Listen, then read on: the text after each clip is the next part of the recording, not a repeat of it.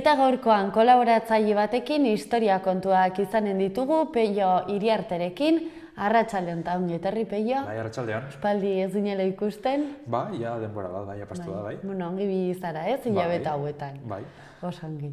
Gaurkoan Amaiurreko batailaren inguruan hitz eginen dugu, lehenago komentatu dugu pixkat, baina badirudi herri honetan nahiko zorte txarra izan dutela batailekin eta gerrekin.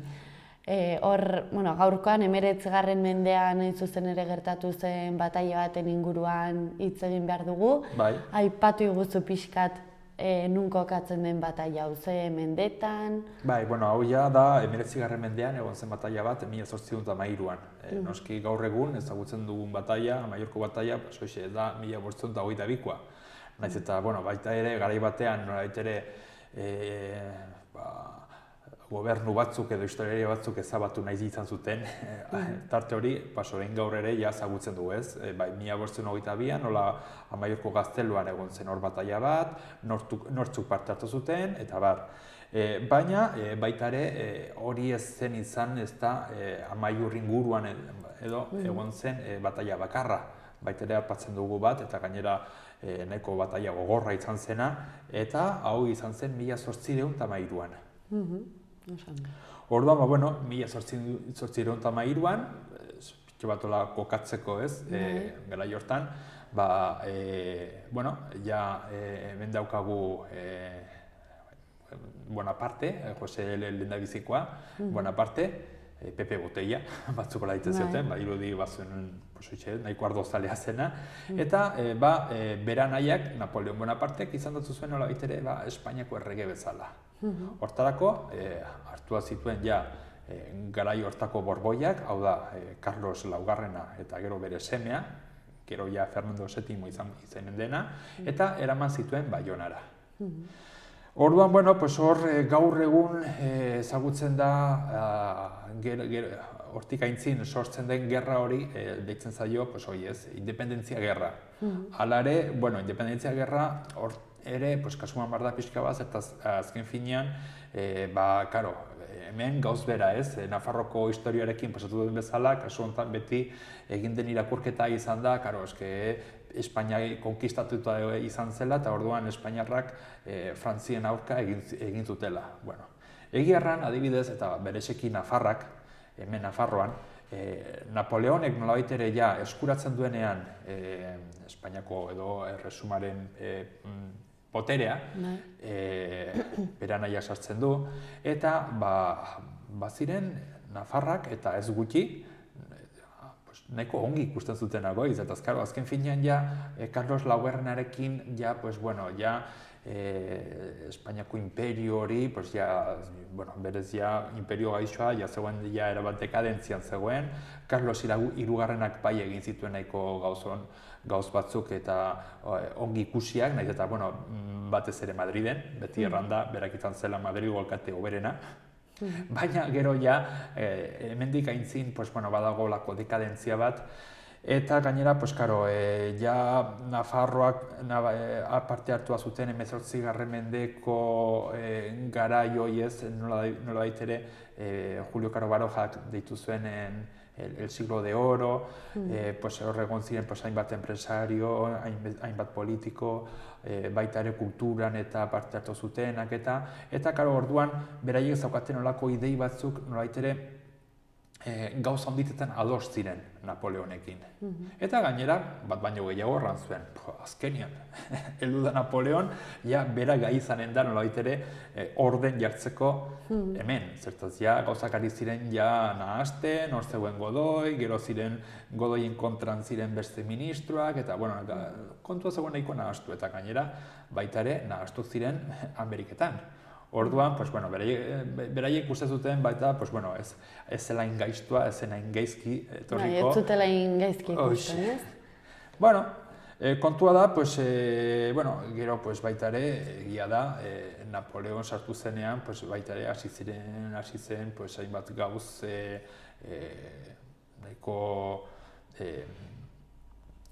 nahiko gaizki ikusiak izan zirenak, egon ziren hainbat bortxakeriak eta bar. Gainera, garai hortan justo baita ere Kadizen sortua zuten hor, olako foko bat, Napoleon kontrako foko bat, atraia zuten konstituzio bat, eta bar, hau da, hartua zituzten baitare Napoleonen idei batzuk, eta gainera, errandezakegu orduan, garai hortan, 1812an, Kadizen, sortzen dela guk nolait ere ezagutzen dugun Espainiaren kontzeptu hori, nahi dut. Hau da, naiz eta noizbaitatra da, Espainiako presidente hartenez, es que España da la nación más vieja del mundo, de Europa. Bueno, ez, nolait ere, asmenta ematen altzaio hemendik aintzina, hau da, 1812tik aintzina. Eta lehenagotik, Ostiria Nafarroko erresumua, Nafarroko erresuma bezala jarraitzen zuen, eta noski, hor bat ziren, baldintza pila bat, lurralde guztiak baldintzatuta ziren, baina, oraindik ere ez zen existitzen kontzeptu hori, Espainiako kontzeptu hori edo kontzeptu nazional hori zen existitzen. Hemen ja gauzak hasten dira aldatzen, bai sortzen da kontzeptu nazional hori sortzen da, hemendik aintzin, eta, baita ere, daukagu beste arazo bat, zertaz, bastan ja lehenagotik desegina zegoen, eta Nafarroa baita ere, zertaz ja 1793an sartuak ziren ja frantsesak, eta errezituzten hainbat herri. Eta gero baita ere bertzaldetik gerra napoleonikoak ez ziren bakarrik peninsulan egon, baizik eta hau izan zen, ja, Europa osoan, ia izan zen ja munduko gerra bat. Zertaz, klaro, gero koloniak ere parte hartu zuten, eta orduan izan zen ja munduko gerra bat, gerra mundial bat. Eta, kasu honetan, hemen, peninsulan, hemengo protagonistak batez ere izan ziren frantsesak, baina batez ere inglesak. Baina inglesak, ja, baita ere, pixko bat aintzinago, ja, sartua zen, Wellington generala sartua zen, ja, Portugaletik, ja, Portugal askatu zuen, eta gero hortik aintzin badoa, ja, Portugaletik, ja, gorantz. Nolait ere, ja, bai, Espainian sartu, gero iparalderantz, gero bai Kantabria, eta gero, ja, azkeneko, ja, nolait ere, golpe hauetan, berak ja egiten duena da, batez ere, saiatzen da, berez lortu zuen, sitiatzen ditu edo inguratzen ditu bai Gasteiz eta bai Iruña, azken finean hemen bi hiri hauetan tropak frantsesak ziren, eta baita ere, baziren tropak frantsesak ere baita ere Bidasoako muga osoan, hau da, Irundik, berez, Donostitik, ja, muga osoa, eta baita ere, ez bakarrik Baztan Bidasoa, baizik eta baita ere hartzen zituen, Luzaide, baita ere hartzen zuen Orreaga, eta Ibañeta, eta zonalde guzti horiek. Orduan, baitu golako tropa batzuk, baita adibidez Elizondon. Wellington sitiatzen ditu Donosti, Gasteiz, berez gero Donosti errebardu, zuzenean ja errezuten, oso errezuten, gaur Donostira joan eta ikusten dugun Donostia 19. mendeko Donostia da. Oso berria da, ez? Zetaz, eske dena errezuten. Eta gero ja berriz ja sartzen da Irunen hor badago San Martialeko bataia, kasu honetan baita ere da beste bigarren bataia, eta ja lehenagotik ja egona zen bertze bat, kasu honetan izan ziren baita Nafarroko konkistan sartua dagoen beste bataia bat. Eta orduan ja bigarren bataia honetan, baita ere Wellington irabazten du, eta ja hartzen da Bidasoa osoa hartzen. Badago baita beste bataia bat famatua dena berako San Miguel Zubian, eta gainera bataia hauetan baita ere parte hartzen dute bertako pertsonai batzuk, gero generalak izanen direnak, eta gero protagonismo handiak izanen dituztenak. Ja hori ja geroxago, hau da, adibidez, Espozimina, Nafarroan, eta hemen Irunen eta baita Bidasoa osoan Zumalakarregi. Hauek ja Pues bueno, hauek ja hasten dira ez, ja hasi berri dira, eta biak gero ja generalak izanen dira, eta gainera ja hauek izanen dute, kriston protagonismo nabarmena, izanen dute ja lehenbizko gerra karlistan. Adibidez, hauek ja ikusiko dira, eta gainera bat besteren kontra Larremiarreko bataian, hau da, baita ere Belate inguruan. Baina, bueno, orduan, Wellington ja sartzen da, Bidasoan sartzen da, berez baita Baztanen sartu, eta orduan Baztanen hor ja... Hori izan daiteke pixkat bataia honen aurrekari... Hori da, ja jartzen da ja Otxondon, eta Otxondok ja hor ditu tropak. Kontua da, Wellington berez nahi zuena zen aislatzea Iruña, zertaz Iruña hartua zegoen, hau da, tropa frantsesak Iruñan ziren. Gainera, Iruña garai hortan arrastaia zen konkistatzea, ez dut bazituen arresi pila bat, eta gero gaina baita ere ziudadela. Gaina hori ez, badagoelako kondari bat, eta seguraski egia dena gainera, nola frantsesak hartua zuten bai Iruña eta bai Iruñako ziudadela, eta hartua zuten goiz batez, bat-batean harpatu duten, eta elurra egin zuen, eta hasi ziren nolabait ere beraien artean jostetan, lurrezko bolak eta beraien artean botatzen, eta orduan hasi ziren jostetan, eta pixkanaka hasi ziren ziudadela sartzen. Eta ja, sartu zirenean, ateak itxi, eta ja hartua zuten. Hau da, ez zuten ez da tiro bat bota. Jostetan, hartua zuten ja ziudadela. Hori, nahiko kontari famatua da, batez ere hemen Iruñan, baina orduan oraindik ere Iruña frantsesen eskuetan zegoen. Wellington, jakinta Iruña zegoela ja desegina, zertazkaro, ja naiz eta olako arresiak eta eduki gozez jotak ziren denak, ez bakarrik tropak, noski, gehien bat sufritu zutenak izan ziren Iruñako herritarrak.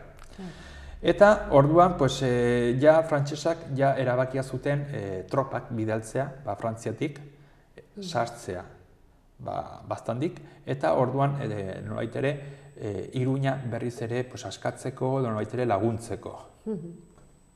Inglesak orduan ja zaukaten Baztan Bidasoko lepo guziak hartutak. Baina egia erran baude lepo pila bat. Orduan nahiko zaila zen hori dena defendatzea. Azkenean,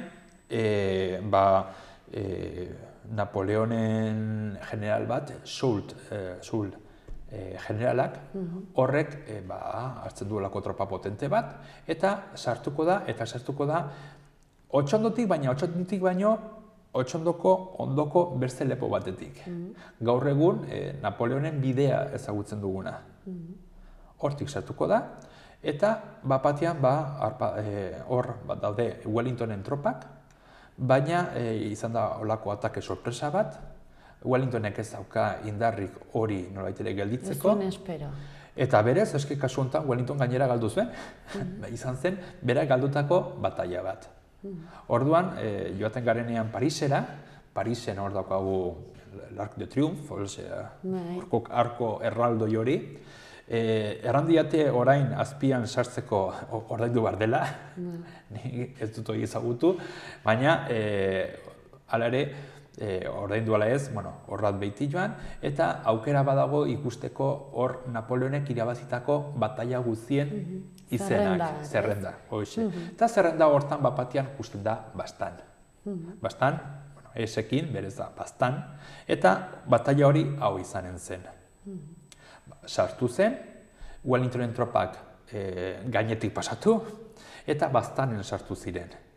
Baztan gaixoa ja zegoen desegina, Baztan ja gainera lehenago aipatu duten bezala, bai, noski hau ezagutzen da independentzia gerra bezala, baina eski gerran hemen Baztandarrak eske zuten ez da parte hartu, zertazia gaixoak ja ziren 1793tik aintzin, eske zen bataila bat, beste bat, eta zaukaten ez da jatekoik ere, nahiko urte gogorrak izan ziren Baztanen.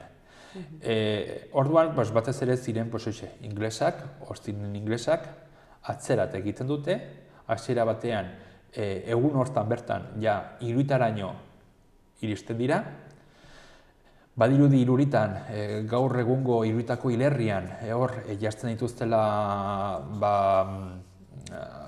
segurazkire oraindik ere kanposantua ez zegoen hor, orduan hor egin zuten nolako fuerte txiki bat bezala, beren kainoiekin eta lepo txiki hori babesteko, eta azkenean Wellingtonek erabakitzen duena da, bere tropa guztiak, edo gutienez, hor zonalde hortan ziren tropak, Beitiako biltzea.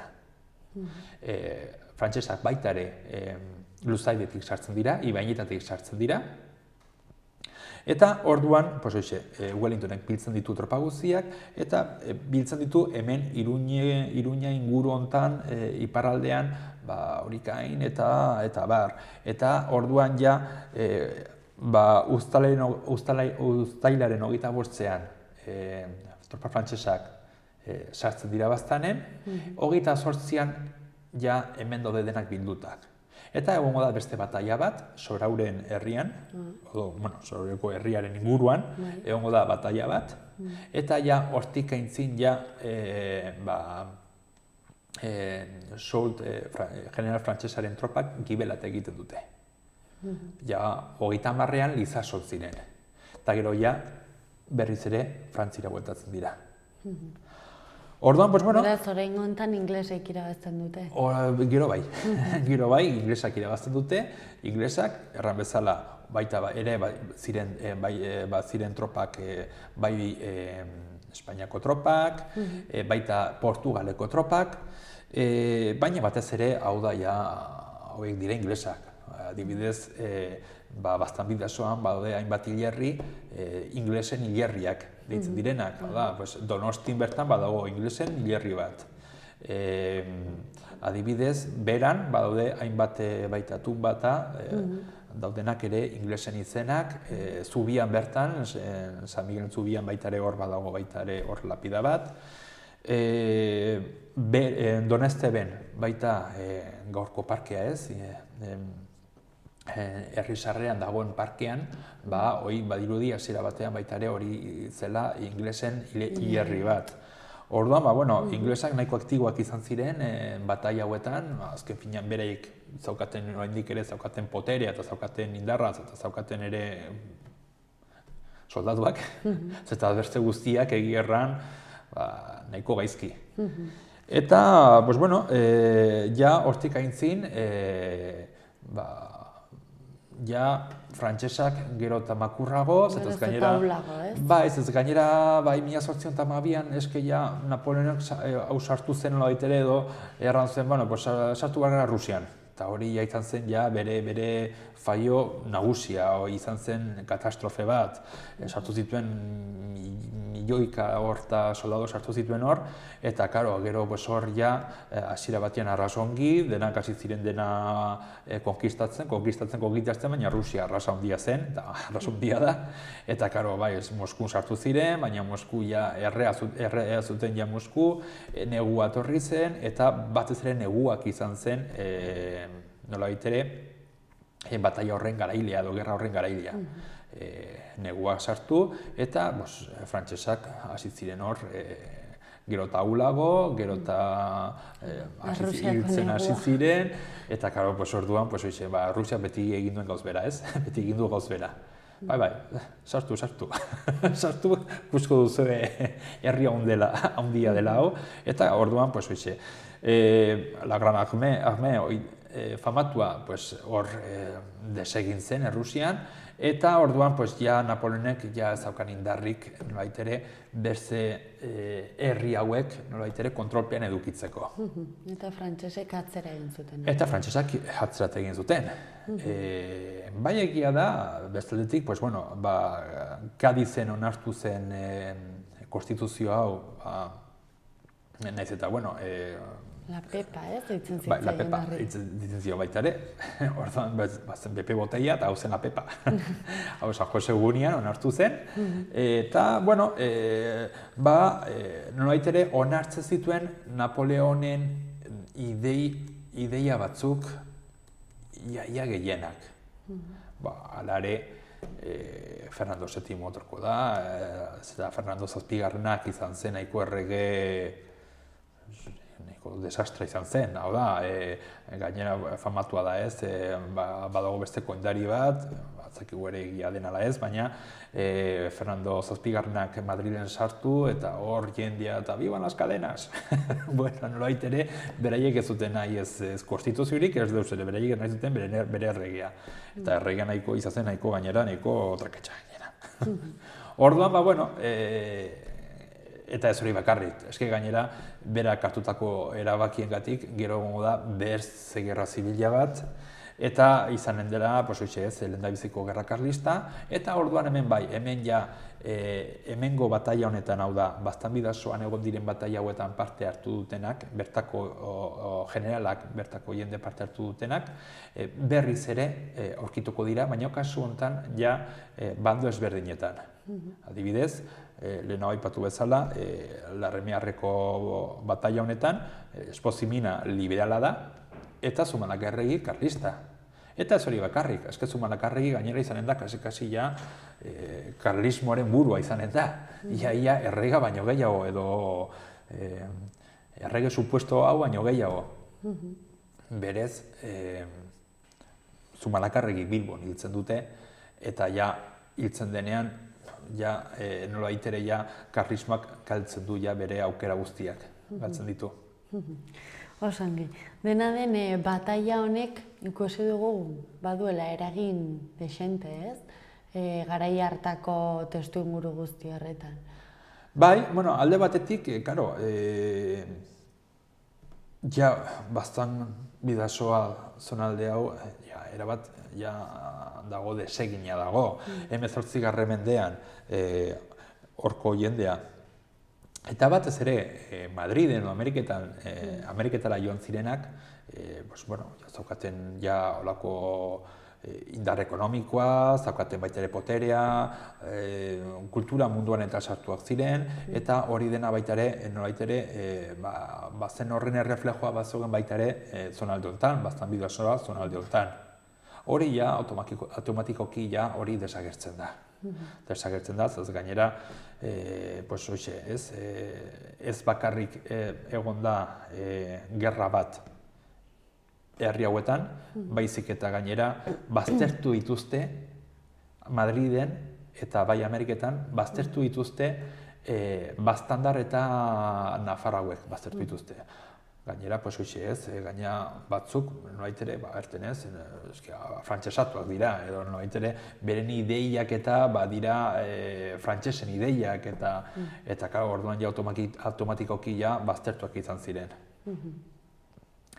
Eta, bestaldetik, gero ikusko dugu nola bertako jendea, nahiz eta hau batez ere da inglesen eta frantsesen kontu bat, hemengo bertako jendea gerra honetan parte hartzen dutenak, gero berriz ere parte hartuko dute beste gerra batean, eta kasu honetan bat bestearen kontran. Izan dira, izanen da lehendabiziko gerra karlista. Lehendabizikoa, eta gero heldu torko da bigarrena, eta gero hirugarrena, orduan hoxe. Bukatzeko Napoleonik aipatu diezu lehenago, oso zuzenki eragin zuela Nafarroan, ez?